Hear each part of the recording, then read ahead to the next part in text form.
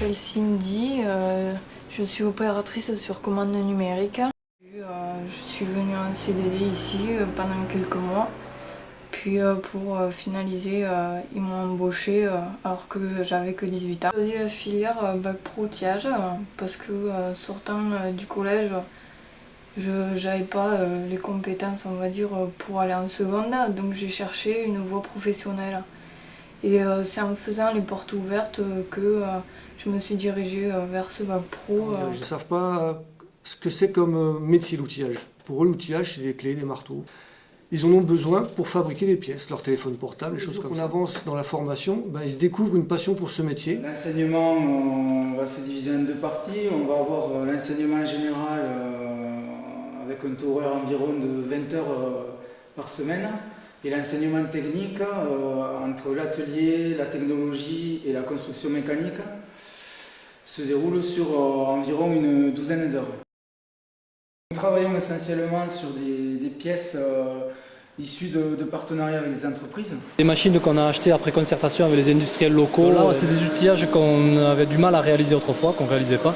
Et en fait, on a de nouveaux clients grâce à ces machines-là aussi. Là, par exemple, nous avons un moule des voitures radiocommandées qui permet de fabriquer ces pignons qui sont des pièces vraiment d'usure. Les élèves vont fabriquer des parties ou réparer des moules, des outillages de découpe. Alors, la formation va se dérouler dans un atelier. Donc ça va commencer par l'étude et la définition des pièces à réaliser. Donc comment faire ce moule? On prend un plan comme ceci. On voit très bien les opérations. Ensuite, on voit qu'il y a plusieurs perçages. Ensuite, on va préparer la fabrication.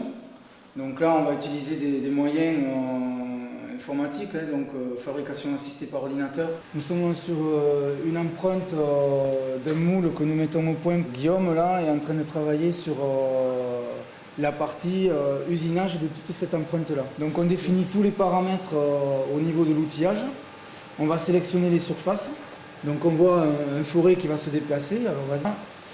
Et ensuite on peut avoir la vidéo complète de toute sa partie qu'il a simulée avant de l'envoyer et de générer le programme pour l'envoyer directement sur la machine à commande numérique et réaliser cette pièce dans l'acier. C'est la réalisation de ces contours, donc réaliser les petits personnages.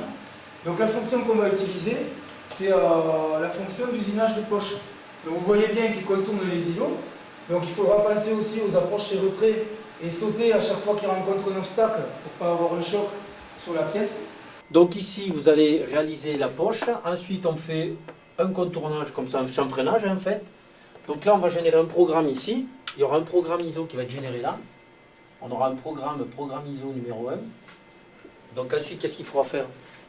Voilà, il faut la retourner puisque vous avez le chanfrein, vous avez de l'autre côté. Donc là ce que vous allez faire c'est un retournement de pièces.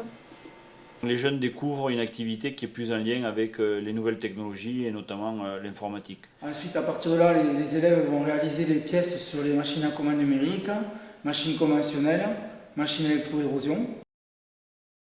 Voilà maintenant sur la machine à commande numérique, on va lancer l'usinage. D'abord c'est pointage et ensuite c'est perçage.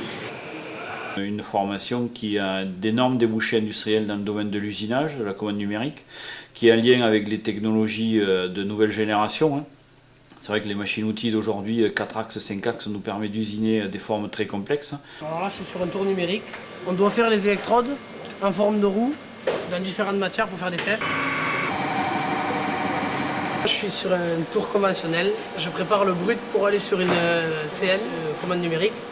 Et pour préparer une électrode. La formation de technicien d'outilleur est la seule formation à travailler sur de l'électro-érosion, c'est-à-dire en usine de l'acier avec des arcs électriques. En fait, ici, il y a l'électrode qui a été réalisée sur du tournage conventionnel.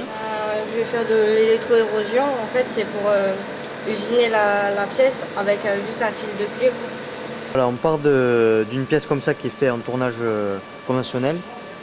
Et grâce au fil avec la machine électro-érosion, on vient découper pour faire la forme sur la pièce. Au fil, la machine du robofil, on peut découper n'importe quelle matière, quelle épaisseur. Le fil il part du centre de la pièce et viennent faire chaque empreinte. De là, après, on rentre le programme à l'aide de la machine. Ça se remplit de pétrole jusqu'ici. Et le pétrole, ça permet la circulation de l'électricité dans la pièce. On a la pièce terminée usinée. On viendra ensuite faire des contrôles sur des machines tridimensionnelles ou des moyens conventionnels. Et on vérifie toutes les cotes. Tout ça, on le fait sur une machine tridimensionnelle. Donc avec un petit palpeur, on va prendre plusieurs points pour trouver ce diamètre. Donc là, j'ai mon cercle palpé avec le diamètre et le rayon, ainsi que les coordonnées des points X, Y et Z. Et la dernière partie de la formation concerne tout ce qui est assemblage et montage de l'outil qu'ils ont fabriqué. Alors voilà, il y a des cours généraux, les maths, l'anglais, le français, comme au collège. Il n'y a plus d'SVT et il y a quelques matières en plus comme l'économie, gestion, le PSE, donc prévention, sécurité, environnement. À côté de l'enseignement, les élèves vont partir en période de formation en entreprise durant 22 semaines. Ces stages-là, en étant outilleur, j'étais polyvalent, donc on m'a déplacé sur plusieurs postes. Donc j'ai pu apprendre plusieurs métiers, plusieurs façons de travailler aussi. Le métier d'outilleur au début, ça m'a attiré un petit peu parce qu'aux portes ouvertes, je regardais les machines, c'était impressionnant, voilà. Surtout qu'on arrivait à faire d'une pièce brute, on arrivait à faire quelque chose et c'était concret. Le métier me plaît, mais j'aimerais plutôt me diriger vers de la conception, vraiment être spécialisé dans la conception de pièces, quoi.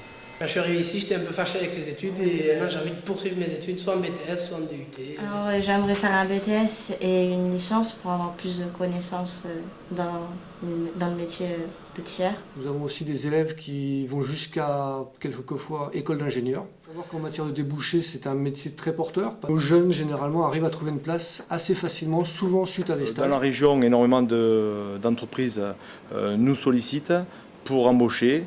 Ils travailleront forcément soit sur des tours, des fraiseuses, des machines à commande numériques, mais également une partie importante, c'est l'assemblage, où on a besoin de jeunes très méticuleux, curieux, précis. Professionnellement, ils peuvent travailler dans toute activité liée à la mécanique, que ce soit de l'usinage de précision ou de l'usinage type aéronautique ou des choses comme ça, des nouveaux matériaux, du titane, des matériaux durs. Donc derrière, au niveau d'activité, beaucoup d'entreprises sont à la recherche de ces jeunes-là. Tous les élèves qui sont passionnés par la fabrication, qui sont bricoleurs, qui aiment bien l'informatique, puisque notre métier a une forte dose d'informatique, mais cette formation est vraiment faite pour eux.